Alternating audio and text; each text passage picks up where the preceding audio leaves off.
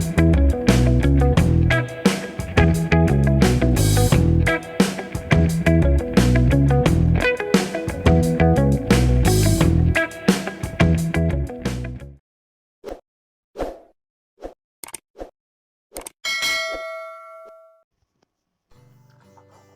guys, so punta tayo dito ngayon sa website.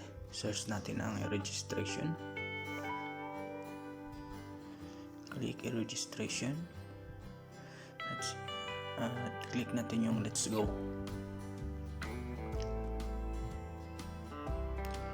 So since meron na tayong account guys, lagyan natin yung email address natin.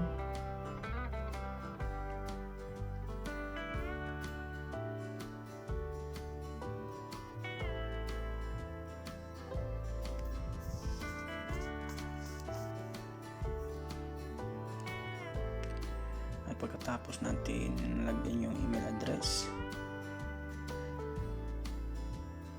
next is password naman. Lagyan natin yung password.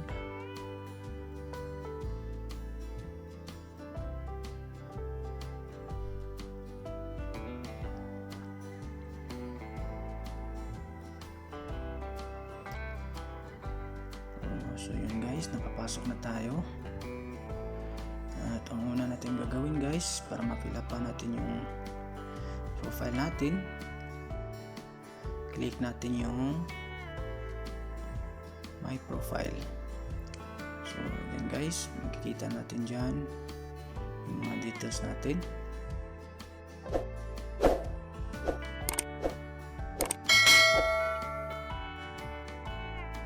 So click natin yung profile guys. Pag-click natin sa profile, so laging tatandaan guys na dapat lahat ng mga nakadetalye dito ay tama.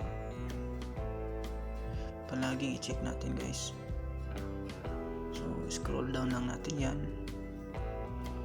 para ma-fill upan lahat ng dapat fill upan.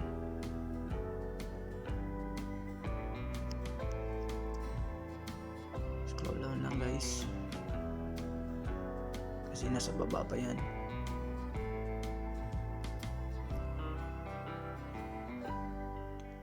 Yun guys, yung identification, click lang yan, fill upan lang yan. Yung beneficiary, click din yan.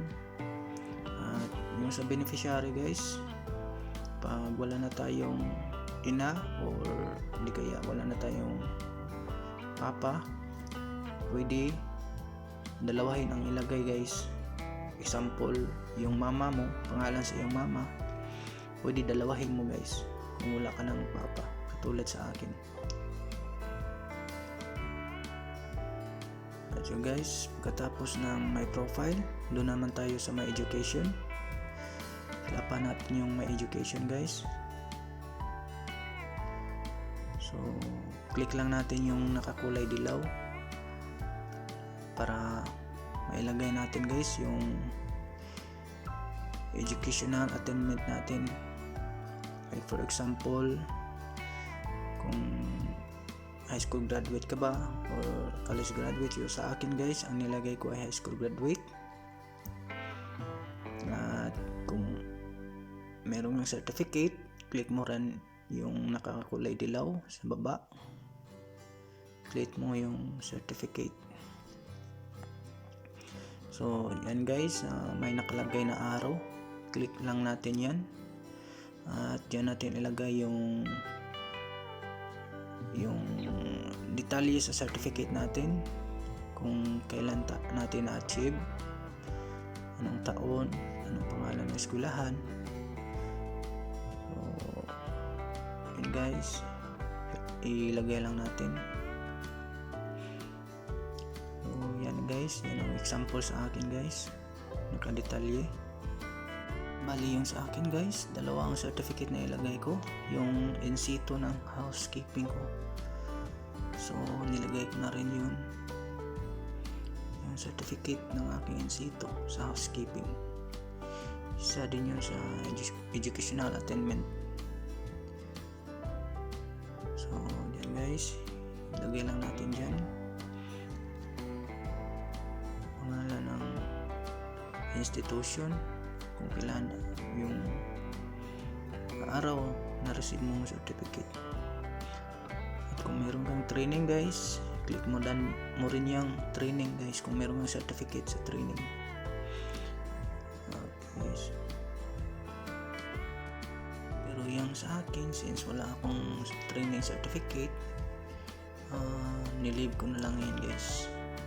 Pwede naman kahit hindi natin malagyan yan. Pero kung meron kang certificate sa mga training, lagay mo na lang dyan guys, add training. So dyan natin lagay guys.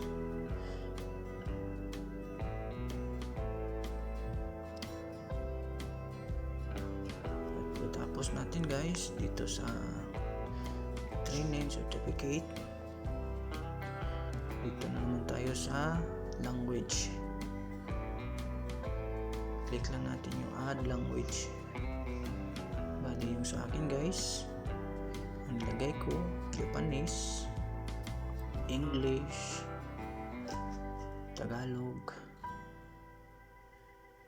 Yan guys. At lagyan lang natin. Tayo ang bahala guys kung ilang rate ang ilalagay natin. So pagkatapos natin fill upan yung my education guys, dito na lang tayo sa my work experience or my experiences. So ito guys, dito natin lagay yung mga work experience natin sa mga previous work natin guys. Dito natin ilagay. So dapat ang pinakauna natin ilagay guys yung latest natin guys na certificate. Kung anong taon guys yung pinaka latest. So from present to previous na certificate ang ilagay natin guys.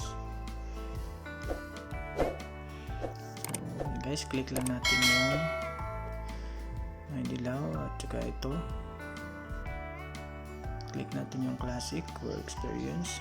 So pag click natin yan guys, may lalabas dun guys na mga categories kung anong trabaho mo guys. Like for example, production worker ka, doon guys, i-click mo lang yun, piliin mo yung production worker.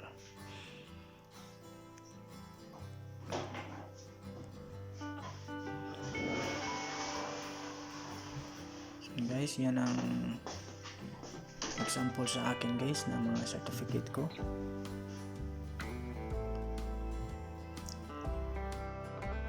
So guys, mga ate at kuya, kung bago ka pa sa akin channel, baka naman po pwede magpalambing, paki-subscribe po, paki-like at paki-click na rin po na yung notification bell, dahil sa susunod na video na aking upload ay tungkol na naman sa PO certificate, kung paano tayo makakuha ng PO certificate.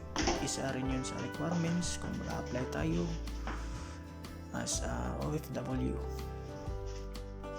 So yun guys, pagkatapos natin ma-fill upan sa my work experience, dito na tayo sa my documents.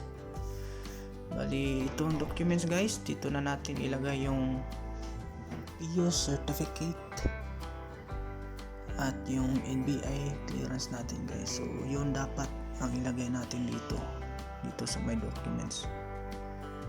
So dapat guys meron na tayong PO certificate at saka NBI clearance. So much better guys kung updated yung NBI clearance natin na ilagay dito guys, yung hindi expired. Kasi guys, pag sinamit natin yan, itong registration, i-check kasi yan guys kung yung NBI clearance mo expired or bago. Kasi kung expired, hindi ito tatanggapin guys. Dapat yung bago talaga, updated na NBI clearance. So yung PO certificate guys, sa sunod na video ko na yun i-upload kung paano tayo makakuha ng PO certificate. Importante din yun guys, isa din yun sa requirements ng DMW kung mag-a-apply tayo abroad. At katapos guys, dito naman tayo sa may resume. Alright, so guys, katapos dun sa mga dokumento na ilagay natin guys, dito na natin makita lahat ng mga information na pinifill up natin guys dito sa my resume. So scroll down nyo lang guys hanggang sa baba, i-check nyo para makita nyo guys kung tama lahat ng nailagay nyo guys, kung may kulang or wala. Scroll down nyo lang. Kung sa tingin nyo guys may mali or kulang, balik lang kayo sa dashboard. Like for example sa documents, click nyo lang yung documents at i-click nyo yung remove, tapos add kayo ulit. Guys, check nyo ng mabuti. So yan guys, kung nakita nyo, andyan nakalagay yung passport, voter's ID, PhilHealth.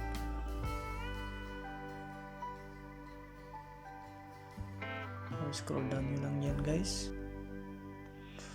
So ito ang tinatawag na work information sheet as a resume ng DMW guys. Pagkatapos nyo i-check guys ang lahat, i-click nyo lang yan ang print resume guys para ma-save yan sa file documents natin. So ayun guys, meron na tayong registration or work information sheet ni DMW.